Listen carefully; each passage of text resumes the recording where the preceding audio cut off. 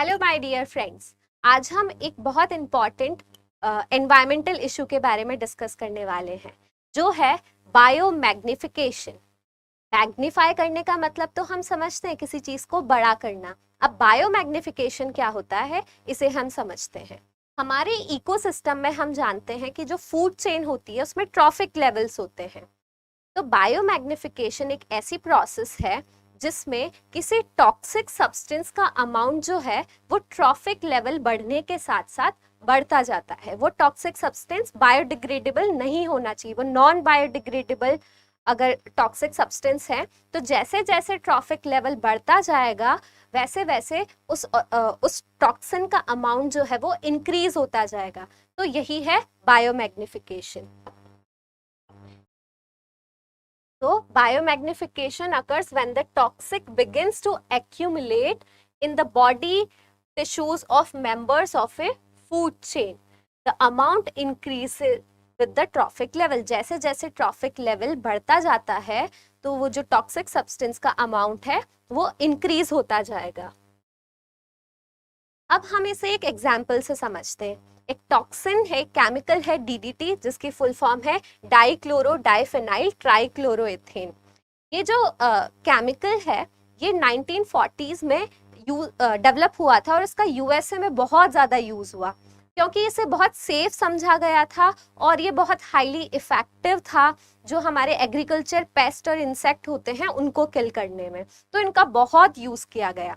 इसके अलावा second world war के टाइम पे या जो वर्ल्ड वॉर था उसमें जो सोल्जर्स थे उनकी बॉडी पर जो लाइसेस थी उन्हें किल करने के लिए भी इस डीडीटी का यूज़ किया गया। तो पहले तो इसे बहुत सेफ समझा गया लेकिन ये इतना सेफ नहीं था, ये बहुत बाद में पता चला। अब ये सेफ क्यों नहीं है? क्योंकि डीडीटी बायोडिग्रेडेबल नहीं है, तो ये बायोमैग्निफिकेशन शो करता है। अब हमने खेतों में डीडीटी का बहुत यूज किया, छिड़काव किया। अब बारिश के पानी के साथ जो डीडीटी है वो वाटर बॉडी में एंटर कर गया। प्रेसिपिटेशन होने के बाद रन ऑफ से जो डीडीटी था वो वाटर बॉडी में चला गया। अब वाटर बॉडी में जो एक्वेटिक प्लांट्स हैं वो बहुत ही ट्रेस अमाउंट में, बहुत ही थोड़े अमाउंट में एब्जॉर्ब कर लेंगे उस डीडीटी को।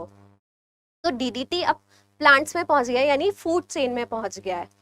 अब उसके बाद क्या होगा?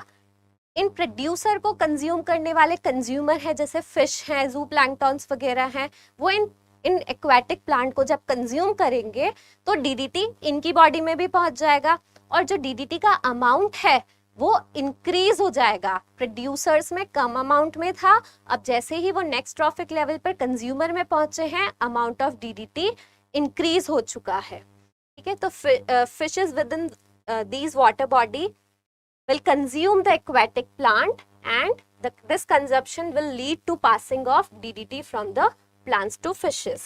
अब उसके बाद जो टॉप कंज्यूमर यहाँ पर है इस फूड चेन में वो ईगल है। तो ईगल फिशेस को कंज्यूम करेगी, तो ईगल में जो डीडीटी का अमाउंट है वो और भी ज़्यादा बढ़ जाएगा, फिशेस से भी ज़्यादा बढ़ जाएगा। तो इसे ही हम बायोमैग्निफिकेशन कहते हैं, जिससे हम इस डायग्राम से समझ सकते हैं। जैसे एक्वेटिक प्लांट्स में जो डीडीटी थी वो थी ओनली 5 ppm।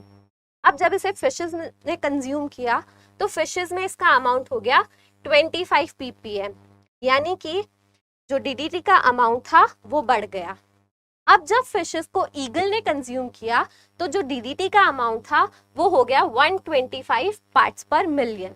तो इतना अमाउंट जो है वो डीडीटी का इंक्रीज हो गया ट्रॉफिक लेवल बढ़ने के साथ साथ। तो यही है बायोमैग्निफिकेशन।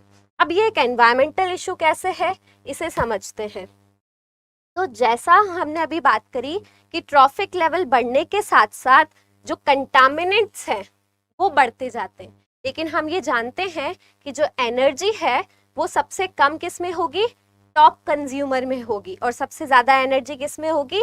एक्वेटिक प्लांट्स यानी प्रोड्यूसर में होगी। तो एनर्जी का अमाउंट तो ट्रॉफिक लेवल बढ़ने के साथ साथ घटता जाता है और नंबर ऑफ ऑर्गेनिज्म यानी पॉपुलेशन साइज भी ट्रॉफिक लेवल बढ़ने के साथ साथ घटती जाती है। लेकिन जो कंटामिनेंट्स है, जो टॉक्सिक सब्सटेंस है, वो इंक्रीज होते जाते हैं, बायोमैग्नीफाई होते जाते हैं। अब इसका नुकसान क्या है? जो ईगल थे उसमें सबसे ज्यादा अमाउंट ऑफ डीडीटी पहुंच गया, तो इसकी वजह से उनके ईगल के जो एग थे उसका शेल थिन होता गया, तो एग का शेल थिन होता गया तो जो एग्स थे वो प्रॉपरली डेवलप नहीं हो पाए यंग वंस में, जिसकी वजह से एग्स ईगल्स की पॉपुलेशन जो है वो कम हो गई और अब ईगल जो है वो इंडेंजर्ड स्पीशीज में काउंट की जाती है। तो जब साइंटिस्ट ने ईगल के नेस्ट को देखा तो वहाँ पर बहुत ज़्यादा रॉटन एंड ब्रोकन एग्स देखने को मिले क्योंकि शेल बहुत ही पतला हो गया था।